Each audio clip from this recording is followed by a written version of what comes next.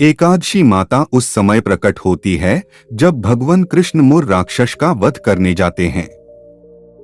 श्री कृष्ण एक गुफा में चले जाते हैं और ध्यान मुग्ध हो जाते हैं।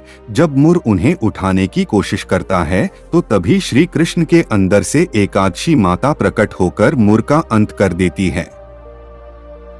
तब श्री कृष्ण उन्हें वरदान स्वरूप कहते हैं, जो भी पापी एकादशी के दिन उपवास करेगा और अन्न ग्रहण नहीं करेगा वो सभी प्रकार के पापों से मुक्त हो जाएगा।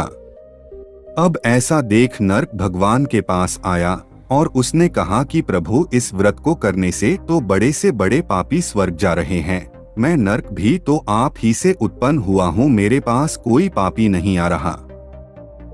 भगवान नरक को कहते हैं, तुम अन्न में विराजमान हो जाओ और एकादशी के दिन जो कोई भी अन्न खाएगा वो नरक प्राप्त करेगा। उसी दिन से एकादशी की महत्वता और बढ़ गई। निर्जला एकादशी का महत्व और कथा। यह एकादशी साल में एक बार आती है और इस एकादशी को भीमसेन एकादशी भी कहा जाता है। इसका वर्णन ब्रह्मवैवर्त पुराण में है। यह सबसे बड़ी एकादशी मानी जाती है। पांडवों में भीम जो सबसे बलशाली थे, वह भोजन को अधिक महत्व देते थे और भूखे नहीं रह सकते थे।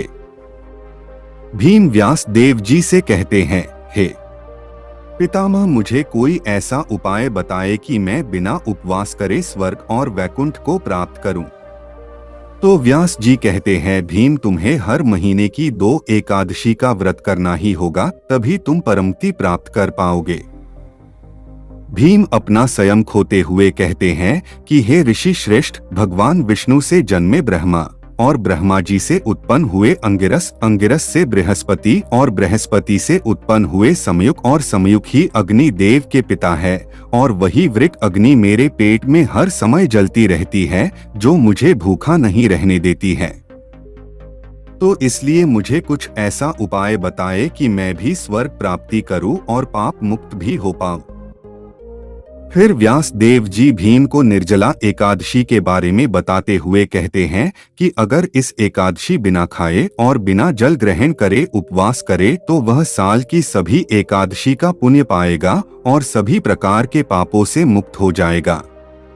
तो तभी से निर्जला एकादशी का महत्व हुआ और सभी पांडवों ने इसे श्रद्धा भाव से करना आरंभ किया। इस दिन हमें बिना खाए पिए भगवान को श्री विष्णु या कृष्ण रूप में पूजना चाहिए और अपने व्रत को पूरा करना चाहिए।